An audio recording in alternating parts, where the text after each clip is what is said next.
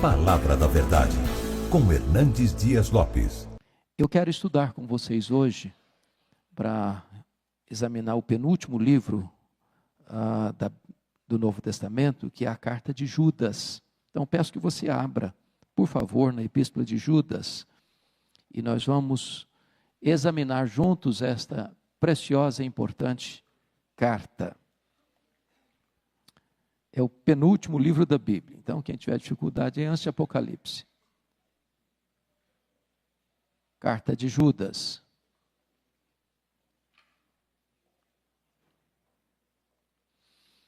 Acho que todos vocês sabem que esse Judas não pode ser o Judas Iscariotes, né? Esse Judas aí é o irmão de Jesus. E vale destacar que os irmãos de Jesus não acreditavam nele até a sua ressurreição. Então, ele escreve esta pequena carta para alertar a igreja, já quase no final do primeiro século, sobre um grande risco que a igreja estava enfrentando, que era a infiltração e a perversa e perigosa influência dos falsos mestres. Este foi o primeiro sinal que Jesus Cristo destacou, que antecederia a segunda vinda de Cristo. E se lá no começo do cristianismo os falsos mestres já ofereciam um perigo tão grande para a igreja, quanto mais hoje, quando os dias se aproximam para a sua consumação. E então nós vamos examinar esta carta hoje, e o tema central desta carta, o versículo central desta carta é o versículo 3. E eu queria que você lesse comigo o versículo 3. Pode ler junto comigo?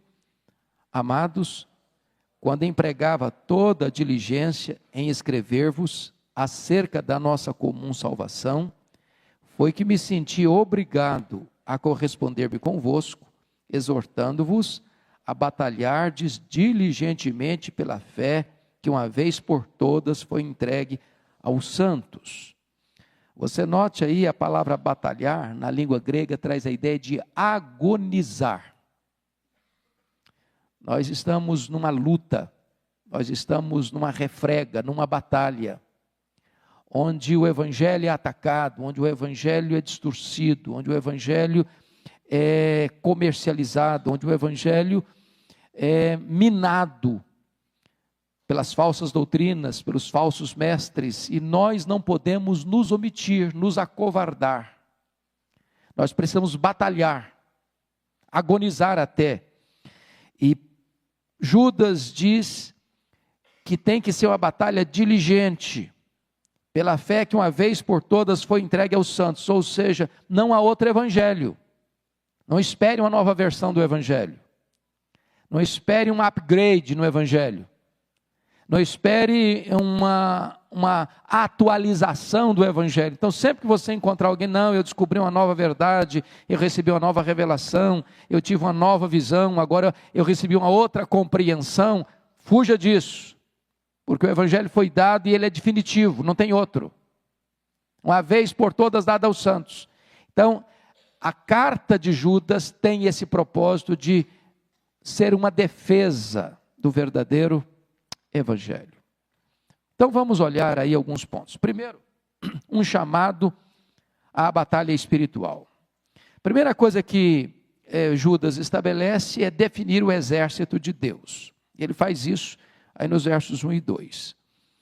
Ele, muito humilde, não se apresenta como irmão de Jesus, mas como servo de Jesus Cristo e irmão de Tiago, que também era irmão de Jesus. Então, note você que a primeira marca desse homem é não buscar para si holofotes, é humildade. E ele define aí o exército de Deus de 3 maneiras. Primeiro, eles são os chamados. Segundo, eles são os amados. E terceiro, eles são os guardados. A primeira coisa é que quem é você? Quem somos nós? Primeiro, nós somos chamados. Nós fomos chamados com santa vocação. Ninguém aqui é cristão porque deliberadamente, eu vou ser um cristão. Toma essa decisão por mim mesmo. Isso é uma iniciativa minha. esse poder de entrar para o cristianismo é um poder que está na minha mão. Não. Você e eu só viemos a Cristo porque fomos chamados. Jesus Cristo disse: ninguém pode vir a mim se o Pai não o trouxer. Então você e eu estamos aqui porque Deus nos chamou. Nós jamais estaríamos aqui de moto próprio, de vontade própria. Segundo lugar, nós somos amados em Deus. É maravilhoso você saber disso. Você está aqui porque você é amado, muito amado, e amado pela pessoa mais importante do universo. Você é amado por Deus. Amor eterno. Terceiro, você está guardado em Cristo Jesus. Você não precisa ter medo. Você não precisa ficar na corda bamba. Você não precisa ficar inseguro. Você não precisa pensar: bom, será que eu vou chegar lá? Será que eu vou alcançar a salvação, a vida eterna, a bem-aventurança eterna? Será? E você fica cheio de medo, de insegurança, de incertezas. Não, você já está guardado. Você já está seguro. Nada, nem ninguém pode tirar você das mãos de Cristo. A segurança é garantida pelo próprio Deus. Então, primeira coisa que Judas define é o que os crentes são. A segunda coisa é o que é que os crentes têm. Depois de falar quem são, ele diz o que é que eles têm. E tem três coisas também. Olha o versículo 2. A misericórdia, a paz e o amor. O que é misericórdia? Misericórdia é o que você merece e Deus não dá para você. Você e eu merecemos juízo e Deus nos oferece graça. Isso é misericórdia. Você tem também paz. O que é paz? É que antes você e eu éramos inimigos de Deus, estávamos separados de Deus, e agora nós somos reconciliados com Deus. Não tem mais muro entre você e Deus. Agora você tem livre acesso à presença de Deus. Agora você está em paz com Deus. Terceiro, o que é que você tem? Você tem amor. O amor de Deus derramado no seu coração. Um amor abundante, um amor imerecido, um amor provado. Pois bem, depois que Judas trata deste exército de Deus, a partir de agora ele vai focar um pouco sobre quem é o inimigo contra quem nós lutamos. Se nós somos um exército, nós temos um inimigo, nós temos um adversário. Quem é ele? O ponto de Judas é tratar dos falsos mestres, dos falsos profetas, do engano religioso. E ele vai então fazer uma definição deles. Primeiramente, olha o versículo de número 4. Eles são dissimulados, pois certos indivíduos se introduziram com dissimulação. O que é dissimulação? Quem pode me definir dissimulação? Alguém que entra com disfarce. É alguém que não tira a máscara para mostrar quem é. É alguém que esconde as unhas, que esconde os dentes. É alguém que parece ser, mas não é. E ele se introduz. O falso mestre, ele não fica lá no reduto dele, pregando as heresias dele, lá no cantinho dele. Não, o papel do falso mestre qual é? Se introduzir, se infiltrar, se misturar, entrar para dentro da igreja. E esses falsos mestres podem tanto vir de fora para dentro, como podem brotar de dentro para fora, porque também há na igreja de Deus salvos e não salvos. Igreja de Deus que eu estou falando agora é igreja visível, organização. Por exemplo, o pastor Arival disse que nós gostaríamos de receber mais 200 novos membros até dezembro. Mas quando os presbíteros desta igreja vão examinar esses candidatos, eles não têm a competência, nenhum de nós tem a competência para saber de fato quem nasceu de novo, quem não nasceu. Esse juízo e esse pente fino e esse filtro só Deus tem. Então é possível que na igreja visível, num dado momento, sem que nós tenhamos a capacidade de discernir, entre gente que não é de Deus, para se infiltrar. Esse é o perigo. a igreja de Deus, enquanto não for levada para o céu, ela enfrenta esse perigo e essa ameaça. É por isso que nós temos que batalhar diligentemente. Segunda coisa, olha o versículo 4 ainda. Esses homens, os falsos mestres, diz aí, os quais desde muito foram antecipadamente pronunciados para esta condenação, homens ímpios que transformam em libertinagem a graça do nosso Deus e negam o nosso único e soberano Senhor Jesus Cristo. Eles são, preste atenção, inimigos da graça de Deus. Por quê? Porque eles transformam em libertinagem a graça. O que é graça? A graça é um dom de Deus imerecido. Você, pela graça, está salvo, você é livre. Você é livre, você não é escravo mais. Mas agora eles dão uma liberdade maior do que a realidade é. Porque a graça de Deus torna você livre do pecado e não para o pecado. Você não é livre para pecar, você é livre para não pecar. É a diferença do não pode para o pode não. O homem que é escravo do pecado, ele não pode deixar de pecar porque ele é escravo. Ele é escravo da bebida, ele é escravo do sexo, ele é escravo do cigarro, ele é escravo da mentira, ele é escravo das drogas, ele é escravo da vaidade, ele é escravo do orgulho, ele é escravo dos demônios, ele é escravo do mundo, ele é escravo da carne, ele é escravo. Ele não pode. A graça de Deus nos liberta para não pecarmos. Você pode? Poder eu posso, mas eu posso não também. Eu posso não beber, eu posso não fumar, eu posso não me drogar, eu posso não me prostituir, eu posso não ser desonesto, eu posso não. Então a graça nos livra do pecado. O que é a libertinagem? Não, você pode fazer tudo. E aí a pessoa se rende ao pecado pensando que ele é livre. Porque pensa comigo o que é o discurso da liberdade de hoje. O pastor falou da novela aí da Globo. Se você parar para perguntar a essas pessoas, elas acham que são livres.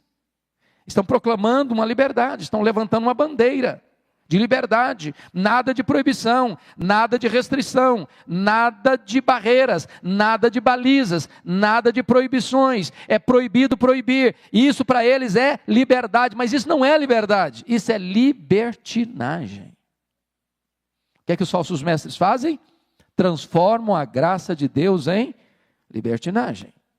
Mas notem mais, eles, mais do que isso, eles negam a supremacia de Cristo. Versículo 4 ainda diz, e negam o nosso único, soberano e Senhor Jesus Cristo. Ou seja, não dá para levantar essa bandeira da libertinagem e ao mesmo tempo dizer, Jesus é o meu Senhor. Não dá. Então o que eles fazem? Mudam a doutrina. Preste atenção nisso, irmãos. A doutrina é mãe da ética. O que você crê, você faz. Se você tem um comportamento errado, automaticamente você vai fazer o quê? Mudar a doutrina. E se você muda a doutrina, você vai ter um comportamento errado. Então não dá para defender que Jesus Cristo é o Senhor e ao mesmo tempo viver uma vida desregrada. Mas mais, esses inimigos, preste atenção, eles estão destinados à condenação, porque o texto diz, versículo 4, foram antecipadamente pronunciados para esta condenação. Em outras palavras, aqueles que escolhem o caminho da libertinagem, da falsa doutrina, não escaparão do juízo condenatório de Deus. Pois bem, o que a igreja vai fazer com isso? Versículo 3, você vai batalhar diligentemente pela fé, que uma vez foi dada aos santos. Então, já que você sabe que os falsos mestres estão por aí, estão se infiltrando, estão levantando as suas bandeiras de libertinagem, não se sujeitando ao senhorio de Cristo, qual o papel da igreja? Batalhar pela verdade. Irmãos, isso é muito importante. batalhar pela verdade. Nós não podemos abrir mão da verdade. Aí o ponto 3 que eu quero focar com você é a vitória que nós temos, a certeza dessa vitória. E Judas vai agora nos versos 5 a 7 mencionar aqui 3 exemplos do juízo de Deus. Preste atenção nisso. Ele está falando aqui que os falsos mestres vão sofrer condenação, mas aí ele vai exemplificar isso. No verso 5, ele cita o exemplo do povo de Israel. Olha aí. Quero, pois, lembrar-vos, embora já estejais cientes de tudo, uma vez por todas, que o Senhor, tendo libertado um povo, tirando-o da terra do Egito, destruiu depois os que não creram. Então, preste atenção nisso. Não pense que você vai relativizar a verdade de Deus, que você vai deixar de lado a verdade de Deus, ou que você vai mudar a verdade de Deus, ou que você vai transformar a graça de Deus em libertinagem e vai escapar. Porque o próprio povo que Deus tirou do Egito, por não terem obedecido e ouvido a voz de Deus e crido nas promessas de Deus, Deus deixou esse povo perecer no deserto. O que Judas está levantando é o seguinte: Deus leva a sério, Deus não brinca. Segundo exemplo que ele dá, está no versículo 6, os anjos.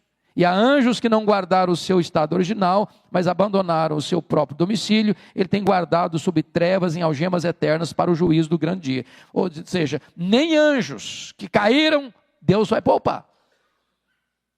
O juízo de Deus é certo. Terceiro exemplo, Sodoma e Gomorra. Olha aí, versículo 7. Como Sodoma e Gomorra e as cidades circunvizinhas que, havendo se entregado à prostituição como aqueles, seguindo após outra carne, são postas para exemplo do fogo eterno sofrendo punição. Pega uma palhinha na fala do pastor Arival, fazendo propaganda para segunda-feira.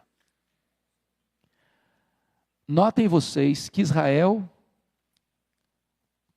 foi julgado por causa de quê? No versículo 5, porque não creram. Os anjos que caíram foram julgados por causa de quê? Rebelião. Sodoma e Gomorra foram destruídas por causa de quê? Prostituição. E a prostituição aí, em Sodoma, tem um aspecto particular. Chama-se homossexualismo. Notem vocês que, seguindo após outra carne, são postas, por exemplo, do fogo eterno sofrendo punição. O grande problema de Sodoma é que era uma sociedade não só corrupta, promíscua, mas era promíscua no aspecto da homossexualidade. Para vocês terem uma ideia, os sodomitas quiseram fazer sexo com os anjos, que se hospedaram na casa de Ló. Porque os anjos aí assumiram uma forma humana.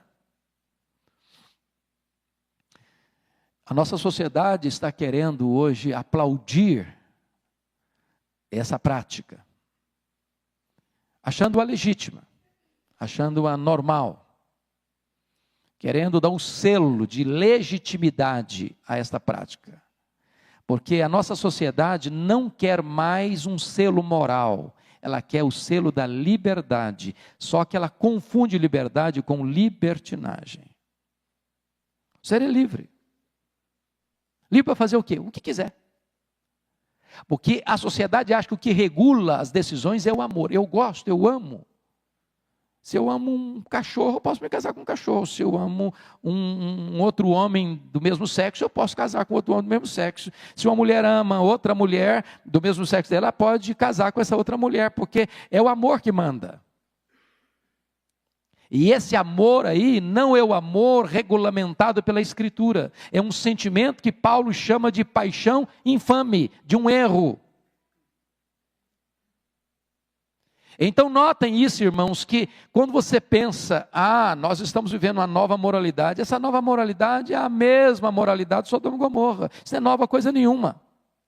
A perversão não é um fato novo. Isso é um fato antigo, que vem talvez hoje com novas roupagens, com novos discursos, mas que vem para quê? Para minar a família, para arruinar a sociedade. Agora pense comigo isso, por que Sodoma e Gomorra foram destruídas? Por causa da promiscuidade. Por que o Império Romano caiu nas mãos dos bárbaros? Por causa da promiscuidade. Não há nenhuma nação forte se ela é promíscua. O juízo de Deus vem. O juízo de Deus cai sobre a nação, sobre a família. Podem ter certeza disso. Deus nunca mudou. A palavra dele continua sendo a verdade eterna e inabalável. Agora, vamos ver o segundo ponto que Judas vai tratar, que é quando os falsos mestres são desmascarados, ou desmascarando o inimigo. E isso está nos versos 8 a 16. A primeira coisa que você vê aí é que Judas desmascara esses falsos mestres, mostrando que eles rejeitavam a autoridade divina. Veja comigo o versículo 8. Ora, estes, da mesma sorte, quais sonhadores alucinados, não só contaminam a carne, como também rejeitam o governo e difamam autoridades superiores. Veja você que não há obediência à autoridade. Um falso mestre não segue um roteiro de obediência, de jeito nenhum. Ele não se submete. Ele é um sonhador alucinado. Ele segue o seu próprio coração enganoso. Agora note qual é a consequência dessa rebelião. Versículo 10. Estes, porém, quanto a tudo o que não entendem, difamam.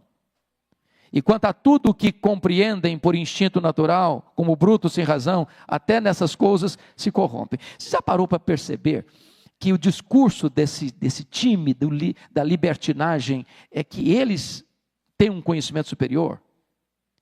Passam a ideia que você é crente, você é um quadrado, você é um ultrapassado, você é um jurássico, você não acompanha o desenvolvimento da sociedade, você não compreende a nova perspectiva do mundo, do homem, da sociedade.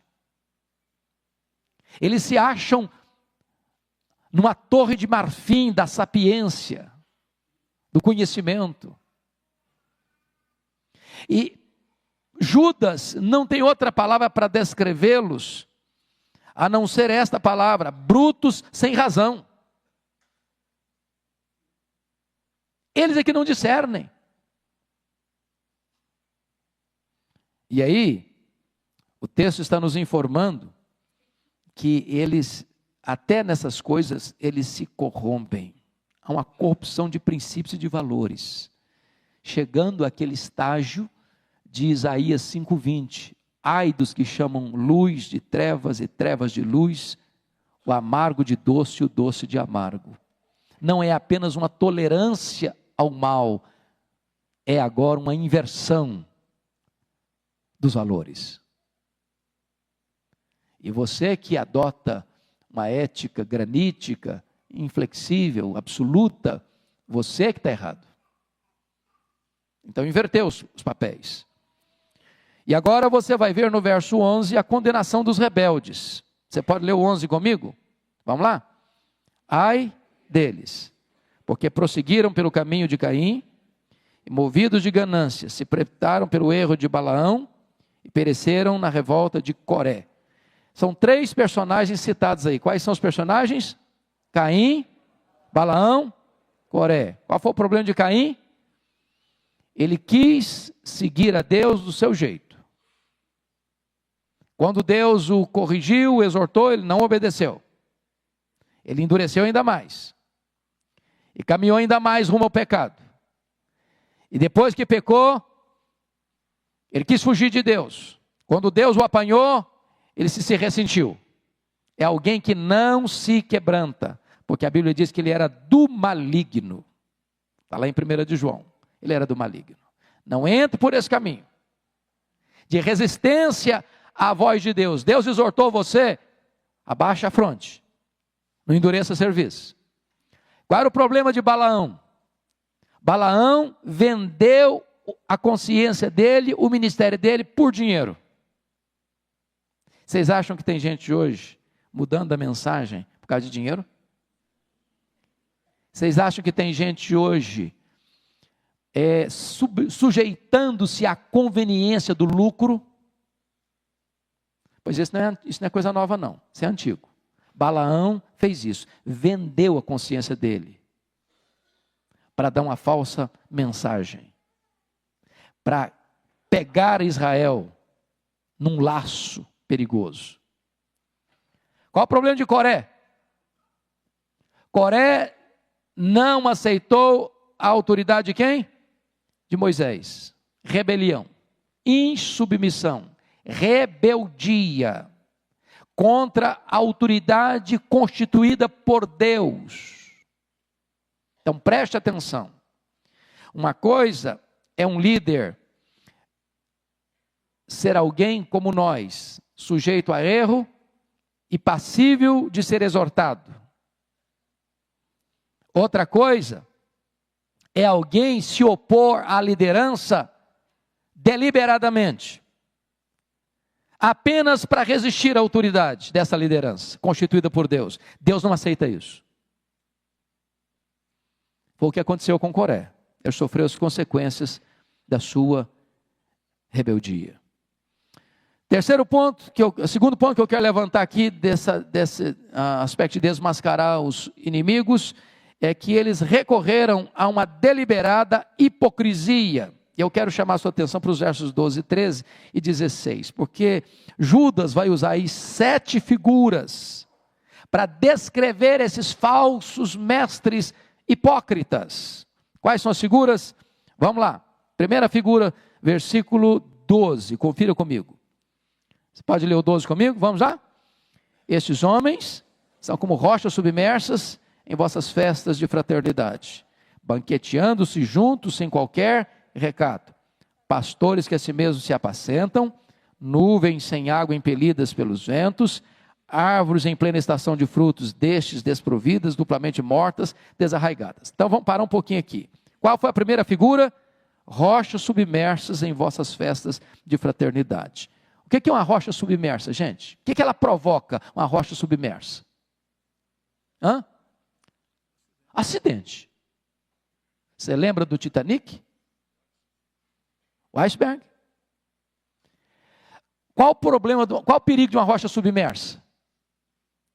Qual o perigo? Você não vê. Você olha para o mar, está calmo. Você navega. Pum, se choca numa rocha. Como é que eles fazem? Se introduzem aonde? Nas festas, nas reuniões, nos agrupamentos de quem? Dos crentes. E eles entram lá para provocar o quê? Acidentes, desastres. Cuidado, porque os falsos mestres se infiltram. Não vejo uma figura mais eloquente, mais vívida do que esta, de alerta para a igreja. Segunda figura, são pastores que apacentam a si mesmos. Os falsos mestres não estão interessados nas ovelhas, estão interessados na lã das ovelhas, na carne das ovelhas. Eles querem explorar as ovelhas, eles não cuidam das ovelhas, eles usam as ovelhas, eles não apacentam as ovelhas, eles destroem as ovelhas, eles apacentam a si mesmos. Meus irmãos, eu não sei se vocês têm prestado atenção nisso. Eu já vi em alguns lugares coisas que me constrangem. Você chegar num culto público e você perceber que fica claro a intenção de que esse culto ele é medido como bem-sucedido pela quantidade de dinheiro que você conseguiu arrancar do bolso da pessoa. Mas isso fica claro, isso é nítido. Você percebe que não é uma questão de fidelidade no ensino, dos dízimos, das ofertas, da generosidade, da fidelidade, não. Eu uso de truques, de recursos psicológicos, emocionais, de técnicas de comunicação, para tirar do seu bolso o máximo que você tem, e depois eu não dou conta e não dou presto contas desse dinheiro. Isso não vai para plantar igrejas, para construir templos, para alugar salões, para cultos públicos, para sustentar missionários. Não, isso vai para o bolso do líder. É isso que ele está dizendo. Apacenta a si mesmos. Terceira figura que ele usa, olha aí comigo, versículo 12. Nuvens sem água impelidas pelo vento. O que significa essa figura? Frustração. Pense comigo que ele está escrevendo a partir de uma região árida, muito seca. E quando chega uma nuvem no horizonte, o agricultor disse, vai chover, vou salvar minha lavoura. Tem esperança. Daqui a pouco a nuvem vai embora e a chuva não cai. O que é o falso mestre? Pode ter certeza disso, todo falso mestre, ele chega com uma mensagem boa. Tempo de guerra, paz, paz, quando não tem paz. Não vai ter problema, fica tranquilo, Deus é com você. Você é filho do rei, você tem a força, você tem o poder, você determina a vitória, e só tem coisa boa para o seu lado, não tem nenhum problema, não tem tempestade no horizonte, só tem coisa boa. Mas tudo o que ele promete, ele não consegue cumprir, porque é nuvem que vai embora e não traz chuva. Então, qual o problema do falso mestre? Decepção, frustração. Não é isso que você está vendo hoje? Todo dia, toda hora, pessoas feridas, pessoas frustradas, pessoas machucadas, pessoas que acharam que tinham encontrado a fonte e perceberam que a fonte estava rachada, caíram nas lábias dos falsos mestres. Outra figura aí, veja comigo por favor no verso 12. Árvores em plena estação dos frutos, destes desprovidos, duplamente mortas, desarraigadas. A ideia aqui, não tem fruto, não tem raiz. Tem nada. Está lá a árvore. Mas essa árvore não está viva, porque ela não tem raiz. Essa árvore não dá fruto, está desprovida de fruto. É diferente do justo. Ele é como árvore plantada junto à corrente das águas, que no devido tempo dá o seu fruto, cuja folhagem não murcha. Tudo quanto ele faz, será bem sucedido. Mas as figuras prosseguem no verso 13, confira comigo aí, versículo 13. Ondas bravias do mar que espumam as suas próprias sujidades. Ondas bravias do mar traz sujeira. Está lá em Isaías 57, 20. E traz mais o quê? Perigo. Furacão Irma é um exemplo disso. Traz perigo. O que o Judas está dizendo que um falso mestre é como um tufão, é como um furacão. Por onde ele passa, tem desastre. Por onde ele passa, tem sujeira. Por onde ele passa, tem acidentes graves. Mas há uma outra figura ainda no verso 13, está escrito aí, estrelas errantes para as quais tem sido guardada a negridão das trevas para sempre. Estrelas errantes conduz ao abismo, à perdição e à perdição eterna. E se você vai para o verso 16, ele vai dizer que esses falsos mestres tinham outra característica. Você pode ler o 16 comigo? Vamos lá? Os tais são murmuradores, são descontentes, andando segundo as suas paixões. A sua boca vive propalando grandes arrogâncias. São aduladores dos outros, por motivos o quê? Interesseiros. Esse cara nunca está satisfeito com o que tem, quer mais. Ele é adulador. Sabe o que é o adulador?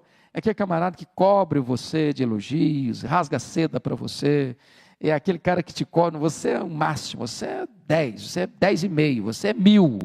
Mas ele não está querendo elogiar você, não, ele quer tomar o que você tem. Ele te bota lá em cima para saquear você. Ele está movido por uma outra coisa chamada de interesse. Fome e sede de lucro. Você percebe que Judas está desmascarando os falsos mestres. Agora, vamos dar uma olhadinha, o que vai acontecer com eles, com os falsos mestres. Eles recebem a sua devida penalidade, versículos 14 e 15. Vamos dar uma olhadinha aí nesses dois versos.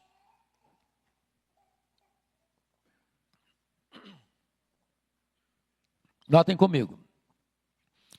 Quanto a estes, foi que também profetizou Enoque, o sétimo depois de Adão, dizendo: eis que veio o Senhor entre suas santas miríades para exercer juízo contra todos e para fazer convictos todos os ímpios acerca de todas as obras ímpias que impiamente praticaram e acerca de todas as palavras insolentes que ímpios pecadores proferiram contra ele. Ô, gente, quem profetizou a ruína dos falsos mestres? Olha aí que coisa impressionante. O sétimo homem depois de Adão. O sétimo homem depois de Adão já previa os falsos mestres e já sentenciava a condenação deles. Então a condenação dos falsos mestres já está lavrada e lavrada desde os primórdios da história da humanidade. Por palavra profética vinda de Deus a Enoque. Qual a nossa posição diante disso? Mantendo-se firme na guerra, sem vacilar. É a proposta agora dos versos 17 a 25. Primeira coisa que nós temos que fazer nisso é relembrar a palavra de Deus. Então, olha comigo o verso 17. Quem deu essa palavra? Você leu o verso 17 comigo? Vós, porém, amados, lembrai-vos das palavras anteriormente proferidas pelos apóstolos de nosso Senhor Jesus Cristo. Preste atenção na adversativa aí. Porém, vós, porém, ele está contrastando os falsos mestres com os verdadeiros crentes. Vós, porém, amados, lembrai-vos de quê? Das palavras anteriormente proferidas pelos apóstolos. Então, veja bem, gente, como é que você enfrenta o perigo das falsas doutrinas dos falsos mestres? Volte-se para as Escrituras. Volte-se para a palavra de Deus. Não queira dar atenção e guarida às novas revelações. Ah, fulano de tal recebeu uma revelação maravilhosa. Vou lá saber o que é isso. Para com isso. Para com isso. Você tem que voltar para a Escritura. Voltar para o que já foi dito anteriormente pelos santos apóstolos. Volte para a doutrina dos apóstolos. Nós estamos aí comemorando 500 anos da reforma. Igreja reformada, sempre reformando. O que significa isso? Vamos sempre voltar à origem. Vamos sempre voltar ao Novo Testamento. Vamos sempre voltar à Escritura. O que nós estamos crendo está isso de acordo com a Escritura? O que nós estamos fazendo tem amparo nas Escrituras? É isso que nós temos que fazer se nós queremos enfrentar vitoriosamente os falsos mestres. Segundo, relembra o que eles disseram, versículo 18, vamos ler juntos? Os quais vos diziam: no último tempo haverá escarnecedores, andando segundo as suas paixões. Então relembre uma coisa, o que é que os apóstolos disseram lá atrás? Não se surpreendam se os falsos mestres estão por aí. Os apóstolos alertaram sobre isso. Aliás, Enoque, sétimo homem depois de Adão, já alertou sobre isso. A Bíblia toda é uma trombeta de Deus a alertar sobre isso. A história é um outdoor de Deus a alertar sobre isso. Então fique apercebido e acautelado sobre estes perigos. Terceiro, relembre por que os apóstolos disseram isso. Verso 19. Pode ler comigo? São estes os que promovem divisões sensuais que não têm o Espírito. Então, um falso mestre, ele está preocupado com quem? Com ele. Ele não está preocupado com as ovelhas, ele não está preocupado com a soberania, com o senhorio de Cristo, ele não está preocupado com as Escrituras, ele está preocupado em tirar vantagens pessoais, interesseiras, de lucro. Então, se você ler na segunda carta de Pedro, no capítulo 2, os falsos mestres faziam comércio dos crentes. Os falsos mestres olham para os crentes como um produto de consumo, que produz para eles vantagens financeiras. Você tem visto por aí afora alguns líderes religiosos que vendem a sua igreja. Vendem. De porteira fechada, como dizem em Minas Gerais. Sabe o que é de porteira fechada? Vende o templo com os crentes dentro. Virou propriedade. Então eles provocam divisões por quê? Porque o camarada, ele pensa o seguinte: eu tenho 200 membros. Bom, estou garantido. Esses 200 membros são os que vão mantê-lo. Porque ele olha para essas pessoas não como ovelhas de Cristo que precisam ser apacentadas, cuidadas, pastoreadas, mas eles olham para essas pessoas como alguém para que ele possa explorá-las e viver por elas, porque são elas que vão abastecê-lo. São produto de consumo. Por isso provocam divisões. Para que ninguém tasque as ovelhas entre aspas, que são deles. Como é que nós vamos fazer? Preste atenção nos versos 20 e 21. Nós vamos nos edificar a nossa vida cristã. Versos 20 e 21. Vamos de novo? Vós, porém, olha por favor o porém de novo, adversativa. Ele vai contrastando o que eram os falsos mestres com os verdadeiros crentes. Verso 20. Vós, porém, siga comigo. Amados, edificando-vos na vossa fé santíssima, orando no Espírito Santo. Então, note uma coisa aí, amados. Nós vamos o quê? Edificando-nos na nossa fé santíssima. Que fé santíssima? A mesma do verso 3. Exortando-vos a batalhardes diligentemente pela fé que uma vez por todas foi dada ou entregue aos santos. Essa fé aqui, irmãos, não é a fé, eu confio em Deus, não. Essa fé aqui é o conteúdo da verdade. É o conteúdo do cristianismo. São as verdades que estão contidas nas Escrituras. Então, Judas está nos ensinando uma coisa aqui. Nós precisamos fazer o quê? Edificarmos-nos na nossa fé santíssima. Volta para a Bíblia, estuda a Bíblia, medita na Bíblia, escute a palavra de Deus, entre na palavra de Deus, deixe que a palavra de Deus entre em você, e aí você vai sendo santificado, transformado de glória em glória. Versículo 21. Guardai-vos no amor de Deus, esperando a misericórdia de nosso Senhor Jesus Cristo, para a vida eterna. Notem agora, fechando o estudo, comprometendo-se com a evangelização, porque note uma coisa, eu acho isso magnífico. Você precisa guardar a palavra, você precisa reter a palavra, você precisa se edificar na palavra, você precisa estar fundamentado na palavra, mas essa palavra não pode ficar só para você. Eu sou crente, estou seguro, tenho certeza disso. E eu guardo isso com muito cuidado, as 7 chaves, num cofre que ninguém vê. Não, não é isso. A palavra de Deus que precisa ser preservada e guardada, ela precisa ser proclamada. E aqui Judas vai mostrar esse lado. Versos 22 e 23. Primeira coisa, versículo 22. Lá, vamos juntos? E compadecei-vos de alguns que estão na dúvida. Então, preste atenção nisso, irmãos. Um crente verdadeiro, ele se compadece. De quem? De quem está na dúvida. Dúvida como assim? Chega o falso mestre e diz uma coisa.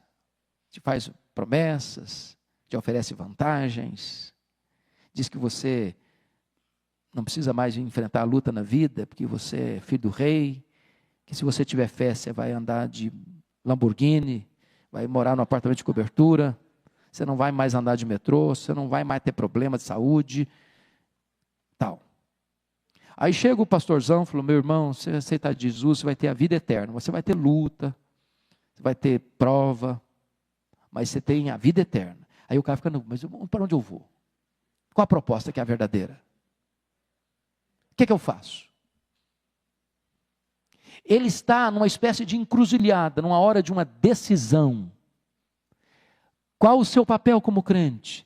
Se compadecer dessa pessoa e é tirá-lo dessa encruzilhada da dúvida e levá-lo para a verdade. Segunda coisa que você faz, versículo de número 23. Salvai-os, arrebatando-os do fogo. Salva os que estão no fogo. Olha que coisa interessante, que figura dramática. Judas considera a evangelização como resgate de um incêndio. Pense comigo se você teria essa postura. Você está andando na sua rua, de repente a casa do seu vizinho começa a arder em chamas. E lá de dentro ele grita, socorro! E você passa tranquilo, porque você está indo no supermercado comprar uma garrafa d'água. Você volta para casa, toma gostosamente sua água gelada. Você faz isso? Quem faz isso? Ninguém. Ninguém. Só uma pessoa muito calcificada, dura, faria um negócio desse. Só que Judas está dizendo que as pessoas aí estão no fogo. Há um incêndio. E eu vou lhe dizer que é um incêndio mais devastador do que apenas as chamas que consomem uma casa e queimam um corpo. As pessoas estão no incêndio de um fogo eterno, que nunca vai se apagar. E você tem um extintor capaz de apagar esse incêndio. Você tem uma missão de resgate eficaz, capaz de tirar essa pessoa do fogo. Por isso, irmãos, evangelização é um ato de misericórdia e é um ato de urgência. Não dá para esperar. Não dá para esperar. Terceiro, olha ainda o verso de número 23. Salvai-os arrebatando-os do fogo, quanto a outros, sede também compassivos em temor, detestando até a roupa contaminada pela carne. Aqui é o cuidado para você não se queimar ao tirar as pessoas do fogo. Preste atenção no alerta que a Bíblia está fazendo. Você deve ir lá no antro do pecado para tirar uma pessoa? Deve. Tem algumas pessoas que vão aqui no, como é que chama? Cracolândia. Ok. Mas não pense que você é assim tão forte não, viu? Vá com cautela. Vá com temor. Vá com cuidado. Porque você é frágil. Você é vulnerável. Você está sujeito a ser contaminado por alguma coisa que pode atrair seu coração e você depois não conseguir sair. Não é que a Bíblia está me dizendo para não ir, tirar aquele que está lá, no fogo, na encruzilhada da dúvida, mergulhado no caudal mais terrível do pecado. O que a Bíblia me alerta é o seguinte, eu acho que o pastor Arival, se eu entendi bem, eu cheguei no final do sermão dele, estava mostrando isso, você precisa de ser revestido com um poder, para você não entrar nesse perigo.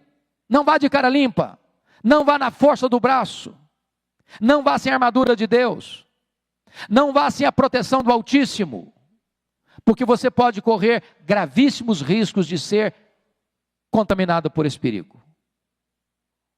E eu termino com os versos 24 e 25, que depois que ele dá a orientação de você se edificar sua vida cristã, de você comprometer-se com a evangelização, agora finalmente Judas diz, comprometa-se com Jesus Cristo. Primeiro, porque Ele é poderoso para nos guardar de tropeço. Pode ler o verso 24 comigo?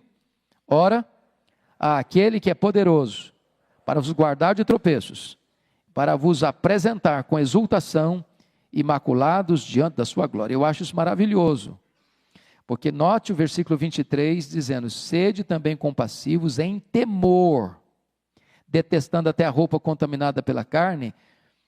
Mas ele não diz para você ser medroso, ou covarde, ou omisso. Porque no verso 24 ele diz que existe alguém que é poderoso para fazer o quê? Guardar de tropeço. Quem é que tropeça? Nós estamos sujeitos a tropeço. Você e eu. Nós ainda não fomos glorificados. Nós ainda moramos num corpo frágil. O pecado ainda está em nós. Vamos recordar aquela famosa frase, aquela trilogia. Na justificação, você foi salvo da condenação do pecado. Na santificação, você está sendo salvo do poder do pecado. Só na glorificação, você será salvo da presença do pecado. Enquanto não formos glorificados, nós estamos sujeitos a tropeços. Eu não posso caminhar confiado em mim mesmo, dizendo, eu sou forte o suficiente para não tropeçar. Eu não sou forte. A não ser que Jesus me guarde, eu vou tropeçar. Eu preciso depender dele. Segunda coisa, ele é poderoso não só para nos guardar de tropeço, mas mais uma coisa, também ele é poderoso para nos levar à glória. Versículo 24, parte B, e para vos apresentar com exultação imaculados diante da sua glória, bendito seja o Senhor, porque ele é poderoso para completar a obra que começou a fazer em nós. Pode ter certeza disso. O final da nossa linha é sermos apresentados imaculados, com exultação na presença de Deus, para desfrutarmos da glória eterna. Finalmente, o texto termina, não agora descrevendo o perigo e a corrupção dos falsos mestres, mas mostrando a dignidade daquele que deve ser exaltado para sempre. Vamos ler todos juntos o verso 25 para encerrar? Vamos lá? Ao único Deus, nosso Salvador, mediante Jesus Cristo, Senhor nosso, glória, majestade, império e soberania, ante todas as eras, e agora, e por todos os séculos.